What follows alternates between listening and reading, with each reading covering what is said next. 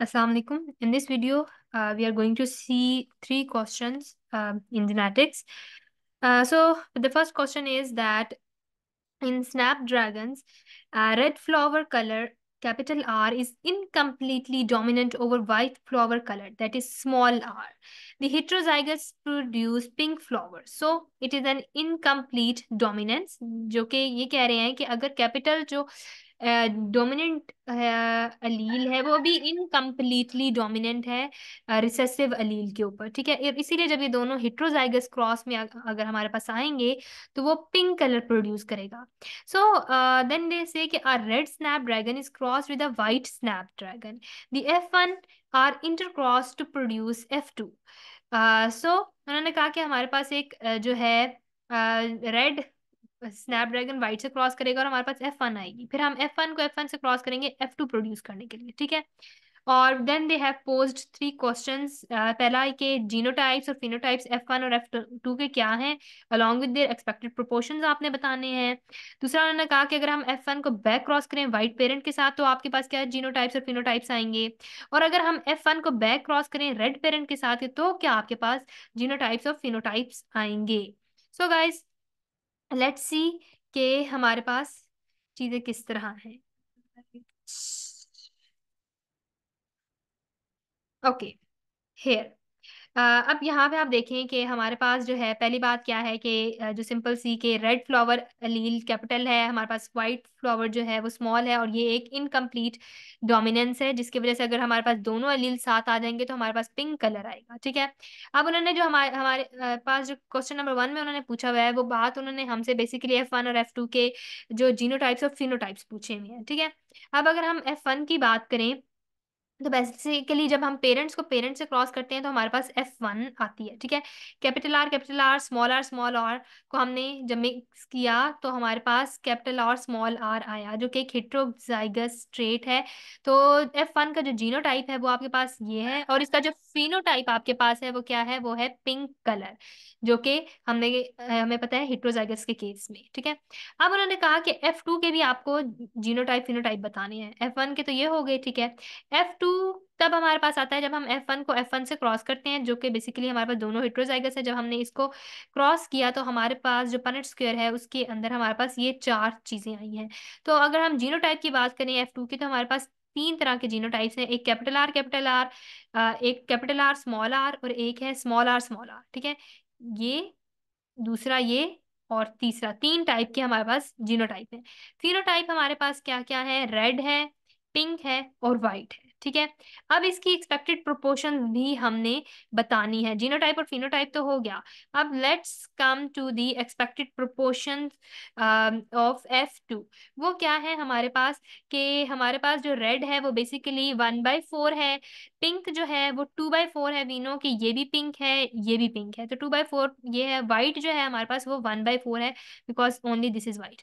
So basically 25% is red, 50% is pink and 25% is white. तो ये हमारे पास क्या है, expected proportions of F2। Then हमारे पास इसी क्वेश्चन का पार्ट 2 आता है। उसमें उन्होंने हमें क्या कहा है कि अगर हम जो है F1 को क्रॉस करें बैक टू वाइट पेरेंट तो हमारे पास क्या जीनोटाइप और फिनोटाइप आएंगे। So you have this as F1 and you have this as white parent, तो आपका वही एक क्रॉस बनेगा, ठीक है।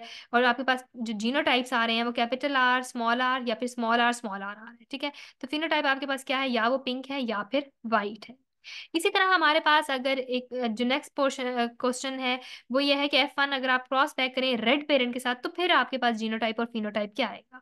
अगेन बहुत सिंपल सी चीज है, या आपके पास F1 है और या आपके पास रेड पेरेंट है जो कि दोनों कैपिटल आर थे। जब आप इसका पनेट स्क्वायर बनाएंगे तो जो आपके पास चीजें आ रही हैं वो क्या है कि तो जो जीनोटाइप है वो आपके पास कैपिटल आर या स्मॉल आर आ रहा है, ठीक है, ये और ये, ठीक है। और फिनोटाइप इसका क्या है, या ये रेड है या ये पिंक है। This one is pink and this one is red. So आपके पास ये इसके एक्सपेक्टेड प्रोपोर्शंस आ रहे हैं। आ, तो ये हमारे पास क्वेश्चन नंबर 1 था, ठीक है। Now let's see the question number 2। Okay, question number 2 हमारे पास है कि in watermelons bitter fruit capital B is dominant over sweet fruit and yellow spots are dominant over no spots. ठीक है, the genes for these two characteristics assort independently. A homozygous plant that has a bitter fruit and yellow spots is crossed with a homozygous plant that has sweet fruit, no spots. F1 are produced and F1 are then intercrossed to produce F2. इस चीज के ऊपर उन्होंने एक सवाल पूछे हैं कि बेसिकली आपके पास फिनोटिपिक रेशियोज क्या है F2 की, अगर F1 को हम क्रॉस बैक करें बिटर येलो स्पॉटेड पेरेंट के साथ तो आपके पास क्या फिनोटाइप्स और एक्सपेक्टेड प्रोपोर्शंस हैं। सिमिलरली अगर आप F1 को क्रॉस बैक कर दें स्वीट नॉन स्पॉटेड पेरेंट के साथ तो फिनोटाइप्स और एक्सपेक्टेड प्रोपोर्शंस क्या हैं। ठीक है, so let's see the answer of this question. पहले क्वेश्चन को देख लेते हैं कि उन्होंने पूछा हुआ क्या है। उन्होंने अगेन वही बात की है, दो ट्रेड्स आपको दे दी हैं, उसमें बिटर ट्रेट जो है वो स्वीट फ्रूट के ऊपर डोमिनेंट है, येलो स्पॉट्स का होना, येलो स्पॉट्स का होना ना होने के ऊपर डोमिनेंट है। ठीक है, और जब ये चीजें जो हैं, अब आपने क्या, उन्होंने क्या कहा है कि आपके पास होमोजाइगस प्लांट है, वो क्रॉस करता है कि जो आपके पास homozygous bitter fruit yellow spots with sweet fruit no spots के साथ जब आपके साथ क्रॉस कर रहा है तो आपके पास बेसिकली F1 आ जाती है। ठीक है, इस F1 को उन्होंने कहा F1 क्रॉस करती है F1 के साथ, यानी B capital B small B capital S small S को एक को क्रॉस करेगी इसी के साथ। ठीक है, कि because this is F1 generation, so F1 जब F1 के साथ क्रॉस करेगी तो आपके पास F2 में क्या फिनोटिपिक रेशियोज आएंगी वो चीजें आपने बतानी है। तो आपके पास वही आपने क्रॉस बनाना है मेंडल का। ठीक है, आपके पास क्योंकि दो ट्रेड दिए हुए हैं तो आपके पास जो गैमीट्स बनेंगे वो है एक capital B B capital S small B capital B small B small S, ये चार आपके पास फिनोटाइप बनते हैं F1 से। आपने यहाँ पे भी लिख लिया, यहाँ पे भी लिख लिया, फिर इसको आपने सारा टेबल को फिल किया। आई होप कि आप लोगों को पता है कि ये टेबल कैसे फिल करते हैं। ठीक है, जब आपने टेबल को फिल किया तो अब आपने क्या करनी है, आपने फिनोटिपिक रेशियोज काउंट करनी है। तो बेसिकली फिनोटिपिक रेशियो ये तो एक थंब रूल के हिसाब से हमें मेंडल के लॉ से वैसे ये चीज़ पता है कि ये बेसिकली हमारे पास क्या है, 9:3:3:1 हमारे पास आता है। अगर आप इसको काउंट भी कर लें तो आपके पास ये ट्रेड्स इसी तरह आएंगे, जैसे देखें ये 1 है। ठीक है, और ये जो आपके पास पहली फिनोटाइप आएगी बिटर और येलो स्पॉट की, वो 9 आएगी। ठीक है, फिर आपके पास आएगी बिटर फ्रूट नो स्पॉट्स, या फिर आपके पास आएगी sweet fruit and yellow spots. ठीक है, वो 3 3 है। ठीक है, सो ये जब आप काउंटिंग करेंगे, काउंटिंग करने मैंने पिछले लेक्चर में भी थोड़ा सा बताया था, बट ये इतनी कोई मुश्किल चीज़ नहीं है। आई होप कि ये बेसिक्स आप लोगों को आती होंगी। ठीक है, so that's how you are going to count these. Next part we have is कि उन्होंने कहा कि अगर हम F1 प्लांट को क्रॉस पैक कर दें एक बिटर येलो स्पॉटेड पेरेंट के साथ तो आपके पास क्या आएगा।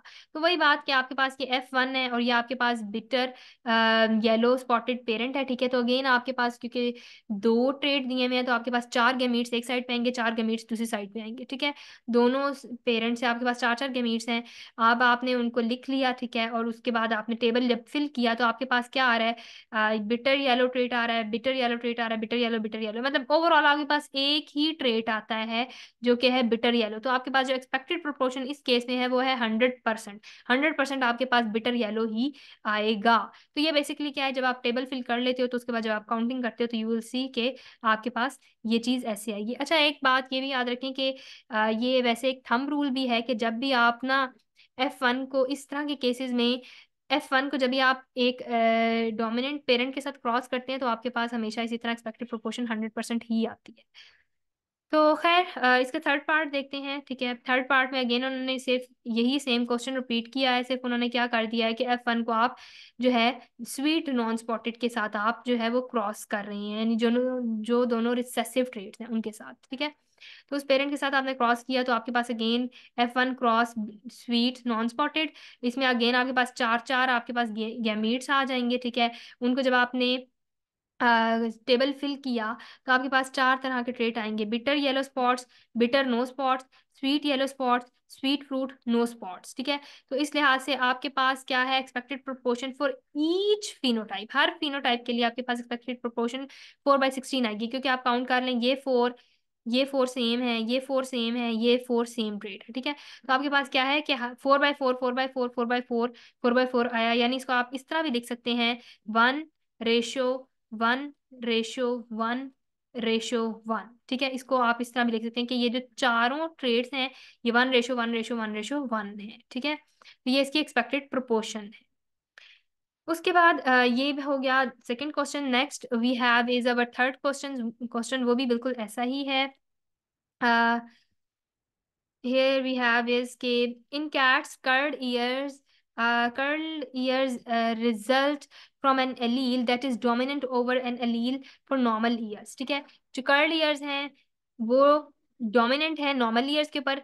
black color results from an independent assorting allele, capital G जो कि dominant है gray के ऊपर small g, ठीक है। और जो अब उन्होंने दो ट्रेड्स दिए हैं, कर्ल कैपिटल है और डोमिनेंट है, यानी नॉर्मल ईयर जो है वो रिसेसिव है। इसी तरह ब्लैक कलर डोमिनेंट है ग्रे के ऊपर। अब एक कैट जो है वो होमोजाइगस है, कर्ल्ड ईयर्स के लिए वो मेट करती है होमोजाइगस के साथ जो कि ब्लैक कैट है विद नॉर्मल ईयर्स, ठीक है। तो F1 कैट्स हमारे पास जितनी भी आएंगी, उन्होंने कहा हमारे पास ब्लैक होंगी और उनके पास उनके कर्ल्ड ईयर्स होंगे। If two of the F1 cats mate, what phenotypes and proportions are expected in F2? And if an F1 cat mates with a stray cat that is gray and possesses normal ears, what phenotypes and proportions of the progeny are expected from the cross? क्वेश्चन मैं आपको answer करते हुए explain करती हूँ। Okay, let's come back to the solution. आप सबसे पहली चीज क्वेश्चन को समझें कि क्या है। क्वेश्चन बेसिकली उन्होंने क्या किया हुआ है कि आपके पास जो है, उन्होंने जो आपको चीजें दी हुई हैं क्वेश्चन में, यह है कि जो कर्ल ईयर्स हैं वो डोमिनेंट है, नॉर्मल ईयर स्मॉल रिसेसिव है, ब्लैक कलर डोमिनेंट है और ग्रे कलर रिसेसिव है।